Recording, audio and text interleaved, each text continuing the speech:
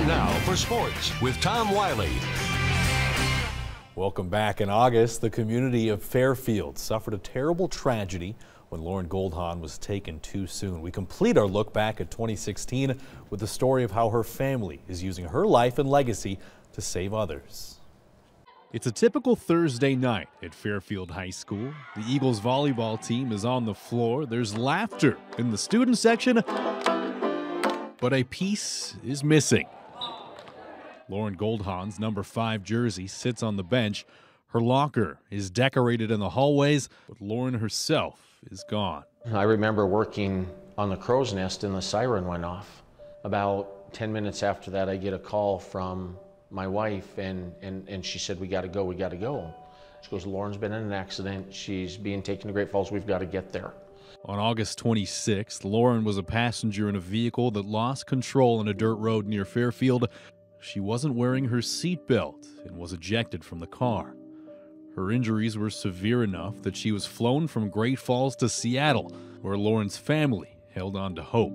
You know, when we first got there, we had some hope that maybe she was going to make it. You know, but we had hope that she would wake up and that we would get to bring her home. We had all the hope in the world, and I tell you what, that walking into Harborview that night on the 9th floor, or that afternoon, and seeing our daughter laying in bed with her head shaven, and you could tell that part of her skull had been removed, and we still touched her, we talked to her, we cried with her.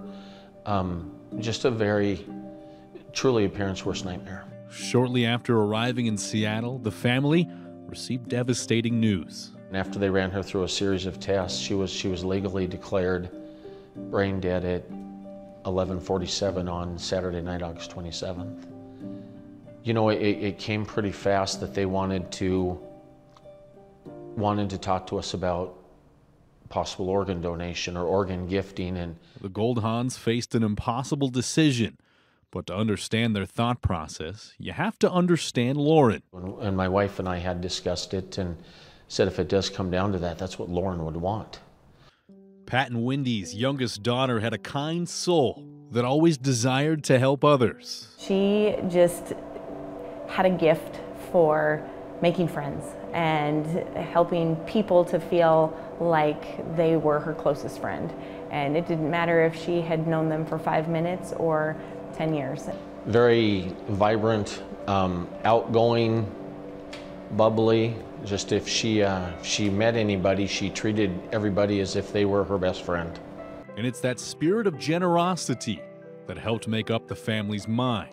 Lauryn's organs would be used to save the lives of others. It really wasn't even a choice. I didn't feel like it was. As soon as they mentioned it, was like, well, yeah, you know, she's got to do this. It's what she would want to do, and if any small part of her can live on in someone else, then you know, that means a little part of her is still here with us. Alex and Wendy and I were given these, and we all placed these around our necks, and we have them here to this day. And the solid part that is inside was placed, one was placed on each of Lauryn's ankles and then one on her wrist. Through tears, Pat, Wendy, and Alex managed to smile for one last family photo. And though Lauryn was gone, she gave the gift of life to others. That helps with the grieving process. It's not going to bring her back, but to know that she's helping others, that's what Lauryn did. That's who Lauryn was. Our families like that, we just believe in helping people, and we've taught our kids that.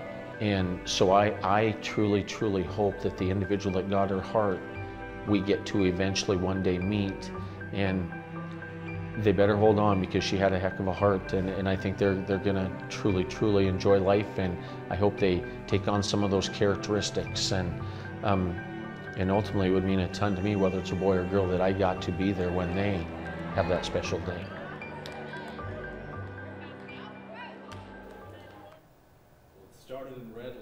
But the Buckle Up Blue for Lauryn campaign is still going strong. It's reached nearly all 50 states now, and if you want your ribbon, you can contact Pat at the number on your screen, or you can email the address on your screen as well. And you can find this info online on our website, montanasports.com. Let's go to the ice real quick with a Helena Bighorn.